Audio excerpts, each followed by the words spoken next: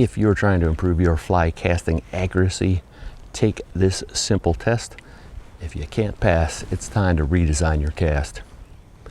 I'm Chris Myers, Orlando Fly Casting Lessons and Central Florida Sight Fishing Charters.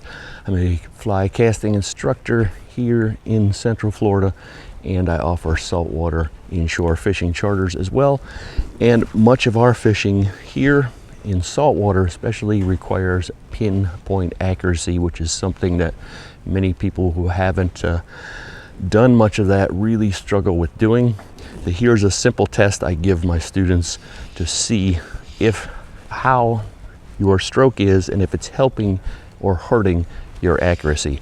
Start off with a very short piece. 20 feet of fly line is plenty, and I want you to take that and repeatedly try to straighten out a loop that straightens out directly above the water. So no part of this is touching the water, and there is a time where everything is straight and the fly is hovering right above the water. Now, if your line is doing this, where it's dragging along the surface, this is failing the test, because now this fly is coming from way above the water, scooting under, dragging up, and coming back up. We want to straighten everything out directly above the water. And this is how I am able to make accurate casts. And if you can do it at that short distance, add 5 more feet, give it a try, add 5 more feet, give it a try, and you see if you can maintain hovering that fly right above the target. In order to be an accurate caster, I need this fly to straighten out directly above the target so that the instant it's straight, it's going to fall into the water, and there's little to no chance wind is going to blow it way off target.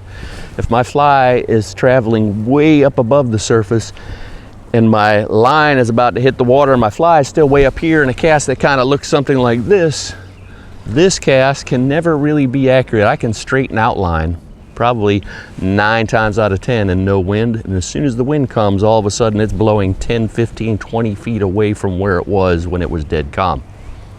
That is because we are not really aiming the fly in any particular location. We're just making it go around in a big circle and hope that it lands out straight more times than not. To be accurate, especially with any degree of consistency, you must be telling that fly to straighten out directly above the target where you intended to land. And if you straighten it out way up here, I can have the most awesome loops. If they straighten out this high above the water, it's going to pop back and land wherever it happens to fall and not go to my fish that I'm looking at or the spot I'm looking at and hoping it gets there, because I was aiming out here and hope it dropped there. Well, let's take that fly and aim it where we want it to go. And if you're struggling with this drill and you're getting some result that looks like this, where it wants to keep dragging across the surface as you try to put the fly down there, and you're getting this result, then if you look at my back cast is going down. Once I make a downward back cast that looks in this direction, then my fly has to come up, over, and around, as opposed to this back cast, which goes up, down,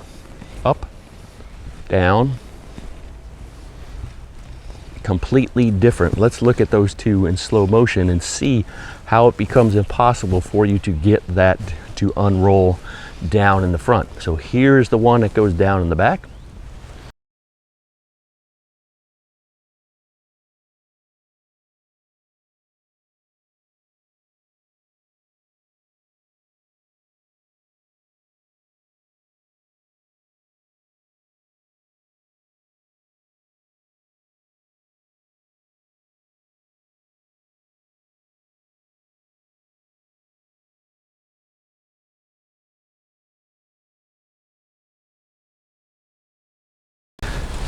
Now here's one that goes up in the back and down in the front, and the stopping point of my rod is going to be about exactly the same in the front. So it's never about where you're pointing the rod.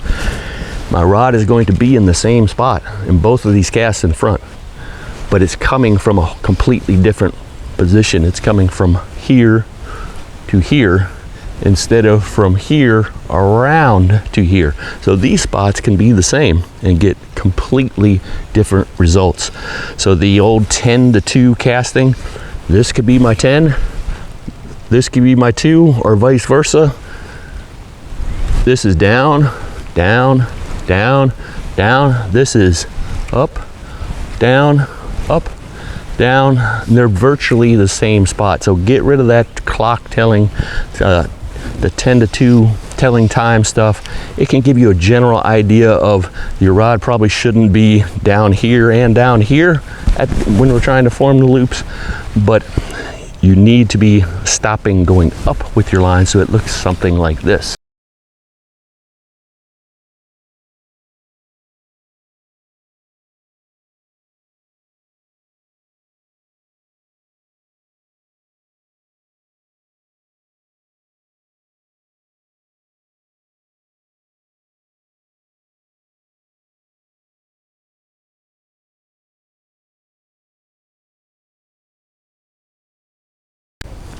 Give yourself that accuracy test. If you can't pass it, the very first thing you need to do is check out your back cast, make sure it's not going down, which it most likely is. Then we can take that and aim it out here wherever I want. I can come a little more sidearm with that cast. I'm still going slightly up in the back, slightly down in the front. You can take it over on the other side of your body. You can cast backhand that way. If you prefer over the shoulder, you can make your over the shoulder cast that way. But if I have a heavy wind coming into my ear, I still need to be somewhat accurate. I don't want it blowing into my face.